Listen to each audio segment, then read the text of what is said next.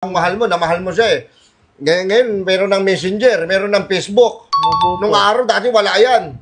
Ang hirap makahanap ng ano ha, ng babaeng mamahalin mo ng husto dati. Dahil hindi naman uso sa amin natin yung mga Messenger, wala pa mga social media. Oo. Kaya nga din naman, pagmasdan mo na kayo mga kanta dati, ang lalalim ng meaning nun. Oh, kwento ko lang sa'yo na ka. Opo. Actually, hindi ko dapat yung kasama si mama mo. Oh. Eh, may sinulatan akong babae.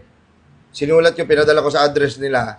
Wala na pala. Oh, wala na dun sila. Oo.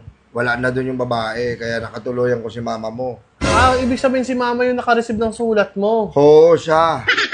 Eh, wala. Nahulog ang bida. Akla na wing saint. Na wing saint. Oo, na. Eh, ngayon kasi ano na lang eh, no? Madali na lang eh. Oh. Diba? Meron ng Messenger. Meron ng Instamag. Instagram. Oo, yun.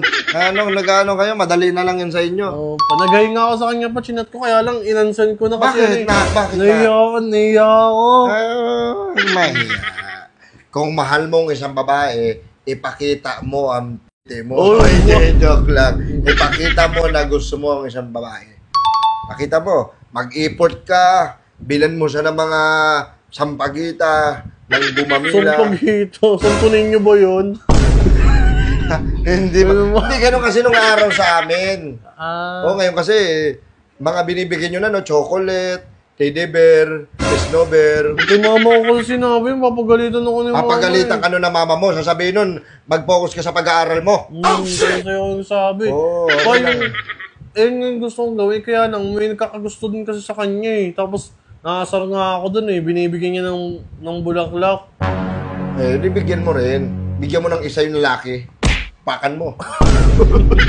Bigyan ko na lang pa ng isang lalaki no kasi wala naman ako mabibigay pa sa kanya eh. Oo. At saka dalhin mo dito, pakilala mo sa akin. I-reserve ko sa inyo isang kwarto. Joke lang, bakit sabihin ng mama mo, nag-ano ko, kinukonsente kita eh. Ikaw, puro ka, ang bata-bata mo pa, puro pag-ibig ka na. Hindi pa kailangan yung pag-aaral mo. Hindi mo nakapokus sa pag-aaral mo. Hindi yung ganyang...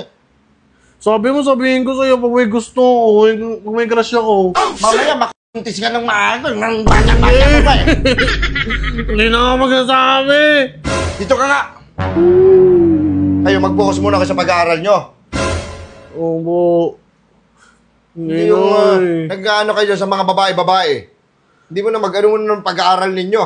Iyakin ko na lang siya dito. Kaibigan ko na lang pala siya. Kaibigan. Paluin kita eh. Ngayon Mamama na ako.